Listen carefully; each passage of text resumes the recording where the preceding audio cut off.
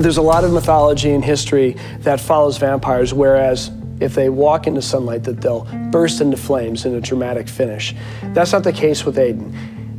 We play the mythology of vampires so that they are sensitive to sunlight, that over the hundreds and thousands, in fact, years that vampires have existed, that they've evolved. So older vampires are more traditional. They stay in the dark, they sleep upside down or in caskets, and they don't venture out during the daytime. The more modern vampires are able to withstand daylight, and they prefer being in the shade. They prefer wearing sunglasses and long sleeve clothing, that they don't wander out into direct sunlight because it's uncomfortable, but they by no means have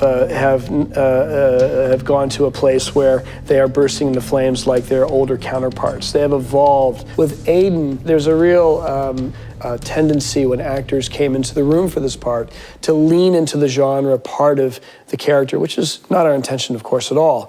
We wanted this person to be renouncing that part of their character, in fact, and playing it as a grounded 200-some-odd-year-old vampire that had survived all these different eras in history in America, but was also trying to blend into modern times. I get the sense that the vampires kind of run themselves the way the mafia did. There's various families that control regions, and I am the mafia don, so to speak, of Boston.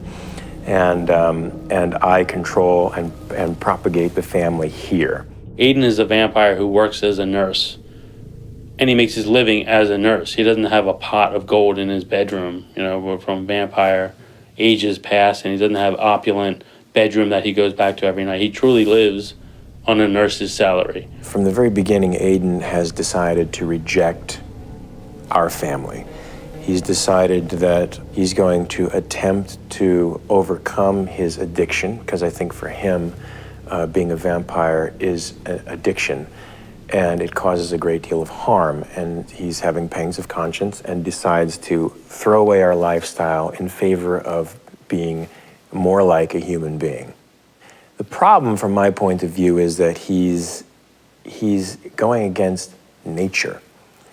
He's not a human being anymore, and to try to behave like one is a facade and a lie and will cause more damage down the road.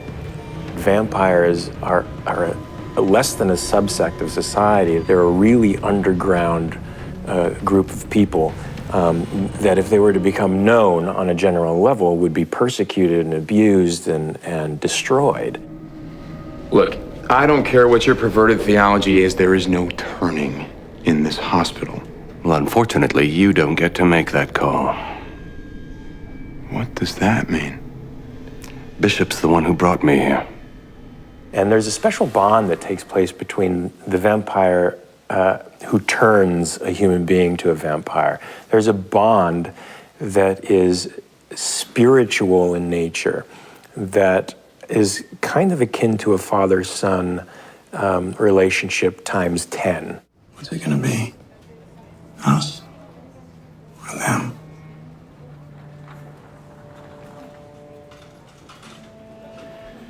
I choose them.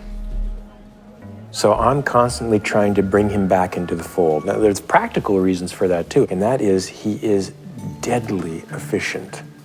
He is a predator of the first degree, and I would rather have him on my side than on my enemy's side.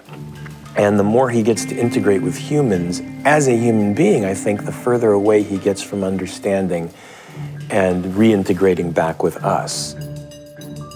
He was so ruthlessly effective and such a maniac back in the day that while all these vampires might be around saying, oh, he's a wimp now, they're all a little bit scared of him because he's a little bit crazy. But because he has not been, as we say, drinking live anymore, he's not nearly as strong as he should be. He is drinking hospital blood. He's stealing donor packs and living off that, which is it's basically methadone. He's not only mentally off balance, but he's physically extremely off balance. You know, to a normal human being, he's in control and he's fast and quick and strong. But next to what he's used to, nowhere near.